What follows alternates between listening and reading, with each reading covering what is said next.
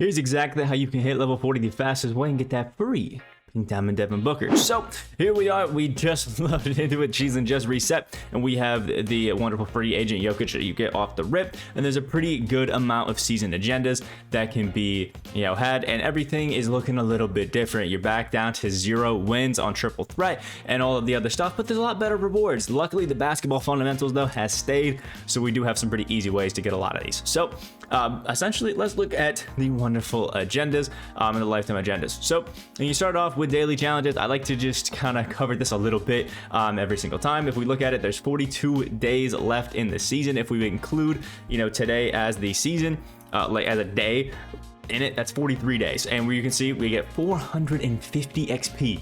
It's super easy. Apply a badge, get a double-double with a power forward, and play 2 limited games. Super easy, and that's 450 XP. You do that over the 43 games. That is a total of 19,350 XP if it's 450 every single day. Most of the time, it's going to be higher, which means you're going to be all the way up to, what is it? Damn. Almost level 23, which is pretty crazy if we're being honest. That is quite the boost up there, as well as making sure you're doing some of the limited XP bonuses that come out, and the win the weekend. Doesn't look like we have win the weekend. We have a limited XP bonus. So make sure you're doing these as well. Win 1 limited game, score 20 points with an Eerie player, and limited games. Win 2 limited games. Those actually stack with the daily challenge, which is pretty cool. And then score 100 points with Eerie players over multiple limited games, and win 4 limited games. Honestly, if you get a ring earlier, that's going to be a little bit annoying to keep playing it, but make sure you do a lot of these challenges just because they're limited time and they'll be there, and they try to put them out every single weekend. Whenever there is limited time XP, I highly recommend to literally everybody that you just do them immediately. The next is just the season tip-off stuff. This is super easy. 4 seals over triple threat offline games. If you're going for the centerpiece exchanges, this will just happen. You don't really have to worry about it, but you have 2 weeks to do it. 20 points in the paint over triple threat online games. You play triple threat online again. That should kind of just happen naturally. You shouldn't have to force that. 10 threes and unlimited. It'll happen.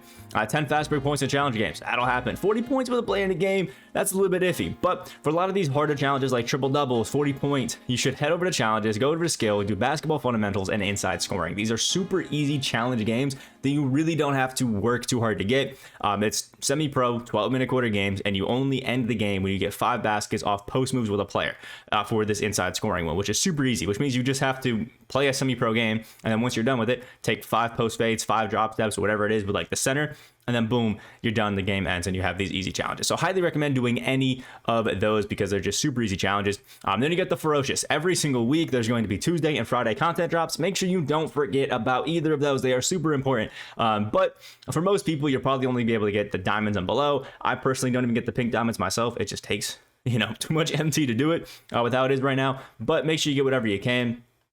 Because it definitely helps. Currently, talents, 20 rebounds, super easy. 5 steals of RJ Barrett's going to take a little bit. But again, it should happen naturally if you're just using the card and you're not worried about just getting it done as fast as possible. Franz Wagner, 3 points or 3 rebounds and 10 points. Super easy. Play a triple threat game, you're good. And a double-double with Josh Giddey. I would, again, probably do one of those games where you have to, what is it, that inside scoring one? It's just easier, man. It's just easier.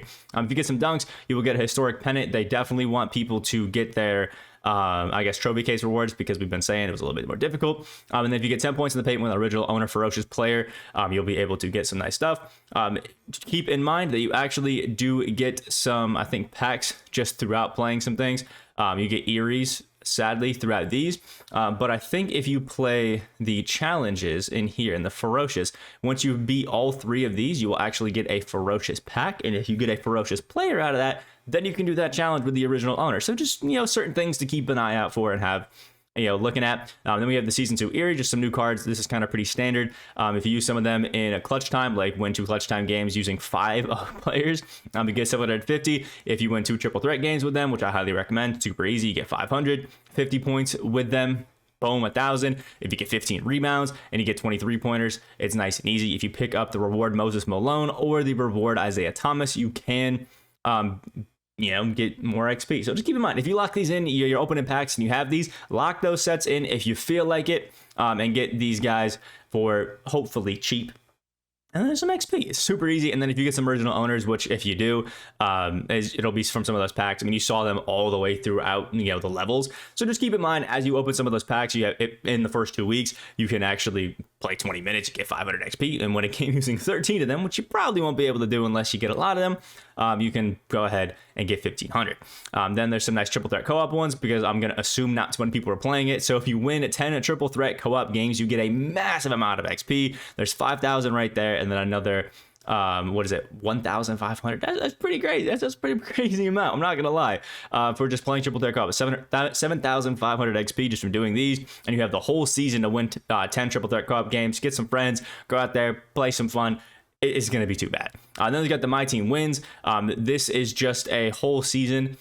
You get 80 XP, 100 XP, 100 XP, 150, 250, 250, and 250 after each win. It says it right there. So it stops after you get like the 20th draft game, for example. So with triple threat offline games, you get 80 XP for each game that you play. So just doing quick math, if we have 125, we multiply that by 80. That is a total of 10,000 XP from all those triple threat games. That is going to be a good amount. 5,000 from triple threat online, 5,000 from clutch time offline, which is crazy. I mean, it's some good amounts. So if you are somebody that's grinding, just to get the exchanges, you should be able to get most of these besides maybe unlimited. So keep that in mind. Definitely really cool. And then we have some trophy case stuff where you can get some centerpiece exchanges. That's super cool. 100 triple threat online wins and you get a centerpiece exchange. And once you finish, you get a Hall of Fame badge. That is just great. And also don't forget that as you get a lot of these cards throughout the season, like Trey Jones, just for example, to get some of them. I forgot what the names of some of the cards were, that you will get XP for them. So free agent Jokic, just get 10 points with him, 20 assists with Trey Jones. Bojan Bogdanovic, you want to get 23 pointers, 20 rebounds with Michael Thompson, 20 dunks with intensity Zion Williamson, and then some of the spotlight challenges as well. Make sure that when you get the cards, you do the challenges and do those as well. And the one thing to keep in mind is there's going to be a bunch of XP throughout the season. I think there was close to 400,000 XP that was dropped in season 1, and you should expect to have just as much, if not more, in season 2. So this shouldn't be too bad. You honestly, if you do all of these challenges, I think you get close to level 40, almost all the way to level 40 in a day or two, honestly, which isn't too bad of like actual playing time. But towards the end of the season, they had a season 1 rewind where they dropped 55,000 XP right at the end of the season for people that were making that last minute push. So keep that in mind, that a lot of XP was dropped towards the end of season 2 or end of season 1. So you probably can take it a little bit easy and then grind right towards the end of season 2 and make that last minute push. So just keep it in mind. It's just something to think about. Either way, like the video if you guys did enjoy, and if it helped you guys out, let me know what XP level you guys are currently on right now. Hit that subscribe button. Hope you have a great rest of your day, and I'll see you in the next video. If you need level 40, unlimited, limited, clutch time, domination, triple threat, or anything else on your 2K account grinded, contact Rose NBA on Twitter and let them know X sent you.